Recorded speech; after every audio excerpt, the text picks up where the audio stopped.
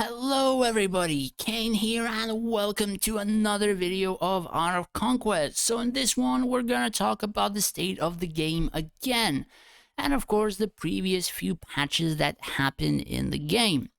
So personally, the game like 1 or 2 months ago, it was kind of boring. I really didn't like it or stopped liking it. It became a huge chore.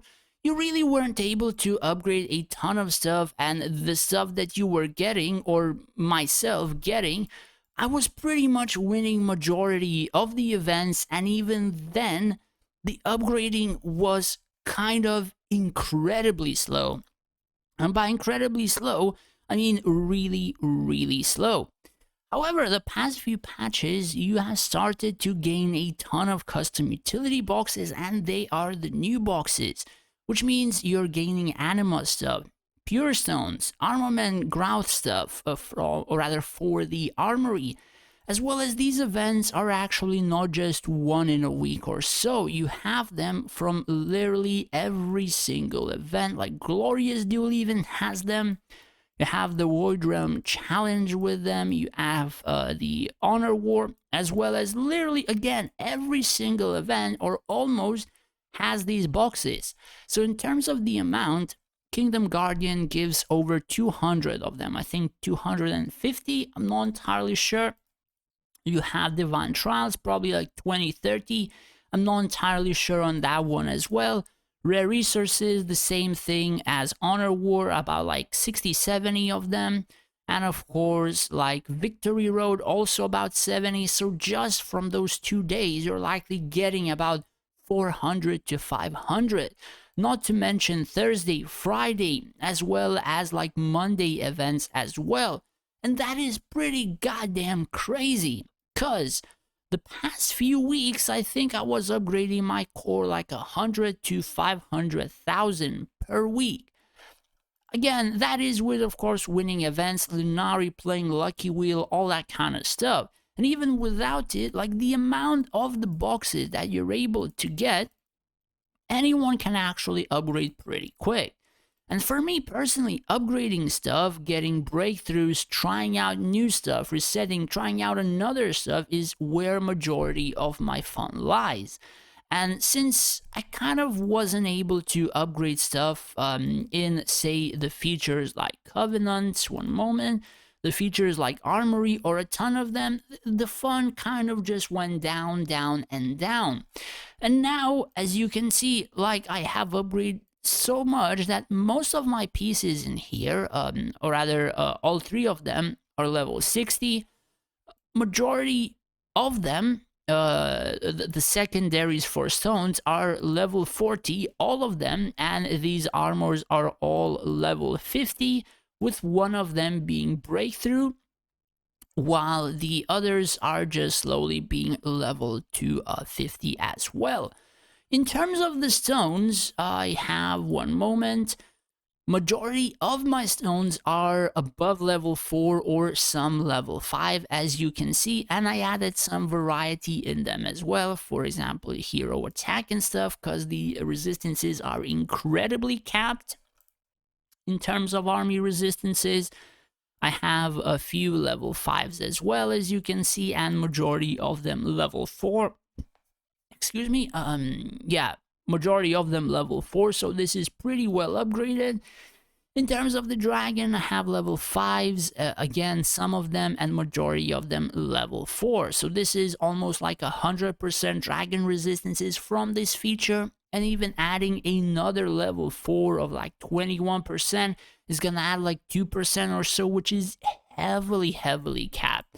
So I just decided to add some HP to, I guess, I don't know, just add a little bit more tankiness than that 2%. I mean, it depends. I'm just trying it out. Maybe I might remove some of those level 3s after, and of course put in more level 4s. But at the moment, I think it is pretty okay for me as it is right now. So even some of these special ones, I of course also made level 5, as well as a couple level 4. So the past few weeks, the upgrades are friggin' incredible in the amount of stuff we were able to do and get. And again, That is where the fun lies. So for example, even the basic stuff as say runes, I am not too far off from actually getting the mount that I kind of wanted, which is the Saber Fang. I don't know about you, but I always kind of loved the Saber Fang, and I thought I'm probably not gonna get this mount in about, I don't know, 5 years of playing, and even then, but it kind of is starting to speed up and incredibly speed up. So yeah, that is also what kind of added some excitement for me as well. Again, not to mention that we have a new feature called the Cosmic Badges.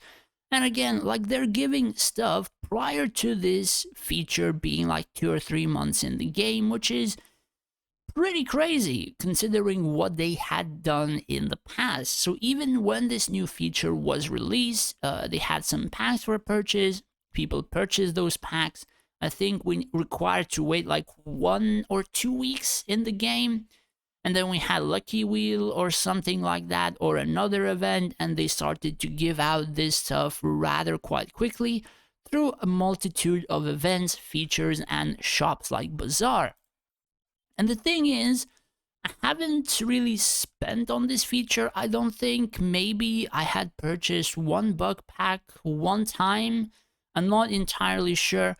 And pretty much majority of this you could really deem as it's free to play. So I have level 36 for legendary, level 31 half legendary or so. Not to mention I have smelted some of the legendary pieces because they weren't really pieces that I kind of wanted to use. The thing is, it really depends on the buffs and bonuses that you have or are able to obtain. So the best pieces in this particular feature are these shapes of 3 lines going from top to bottom. I'm not really sure how you call them.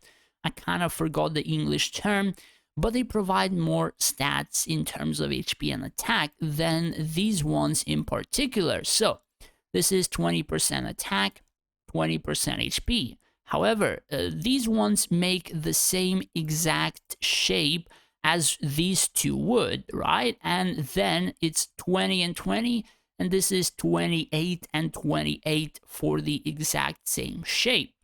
However, to perfect these ones, since they give 2 buffs but they give less points, is a bit harder, but even that is doable. So for example, this one is 4% attack speed and 6% crit damage. And this one is 6% crit damage and then some defensive, which again is for a tank, not for the archer. So it's harder to perfect than stuff like this, which you just get 1 buff and then it's pretty fine. But then again, really depends what you're going for. So it's actually pretty freaking crazy because we didn't really need to wait 2 or 3 months to just start to get these materials, upgrade, and again, that is where my fun majority of the time lies in. Upgrade, test stuff, have fun, variety, all that kind of stuff. And they're starting to go into a direction that kind of is bringing more fun into the game than for people like myself who would be just farmers. So I have made videos plenty of times, like things that groups or group leaders don't want to other players to know, or stuff like that, in terms of how much Linari you would be able to get as a farmer, or the stuff that you're able to earn if you're part of the group. And they kind of taking care of that with rather adding these boxes, the rushes, all that kind of stuff to events to pretty much bring back the enjoyment of the Art of Conquest game that we really kind of enjoyed, even like beginning of the game. We went into a game, we got a ton of stuff, we got a ton of features to upgrade, and as we go on, of course, the upgrades slow down. And for majority of the time, we were not really able to choose the features which we want to upgrade because we got like a lot of features at the same time, and it still took a ton of time to upgrade. This custom utility boxes kind of removed a lot of, resources from, say, Kingdom Guardian.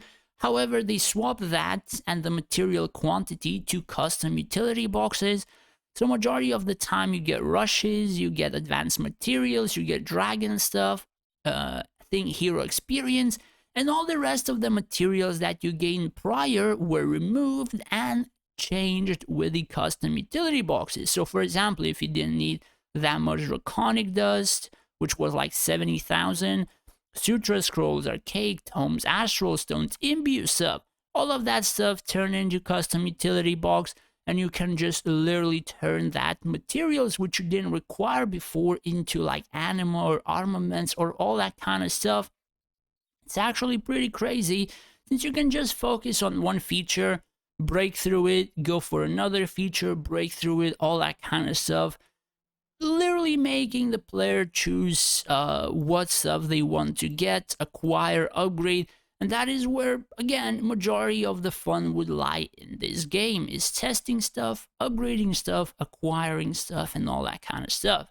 There are, of course, pros and cons. For example, I have stated quite a few times that like the anniversary could actually add variety in terms of events instead of like having the same thing all the friggin' time.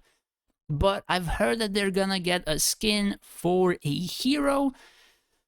And let's just add a little bit of fun, and let me just tell you, the skin for the hero will be Tisiphone. And the skin is actually in the game right now, and the skin is right here. Well, not right there, that's Flora's. God damn it, I think this is the skin. So this, what you see here, is the Tisiphone skin. Of course, it doesn't contain like the dragons or whatever, what have you, but this is pretty much the Tisiphone skin, which we will be getting for free. So yeah, this is a little bit of a sneak peek in here and there, as well as, again, this is a new feature that we likely are going to get in the future as well. So knowing that stuff kind of it like changes a little bit of the way you again perceive the anniversary. If I didn't know that, and I didn't know that prior to making the video, as I didn't look too much into that, like I suppose the anniversary started off pretty bad, but since I know that, the opinion of the anniversary changed quite a bit, as well as, again, as I said, I was gonna make the videos in terms of every single feature. So even in the future, if I knew the Tisiphone would be a skin or would get a skin, of course, opinion would change. Now, why would that opinion change? For majority of the time and majority of the anniversaries, they were giving you skins that were literally useless. Like, I think they gave you Vega skin, 10% HP, and whatever. Nobody really uses Vega, I think, or who would even use her, as she doesn't provide almost anything.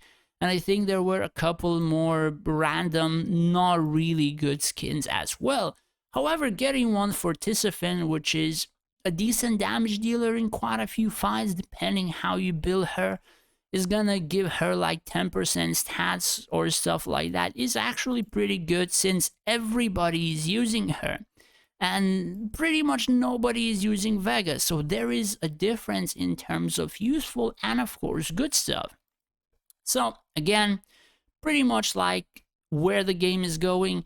The only cons I think currently I have is two, which is variety in events, as like we're doing like those events a lot of the times or constantly, so I kind of would like to see more variety, like if it's able.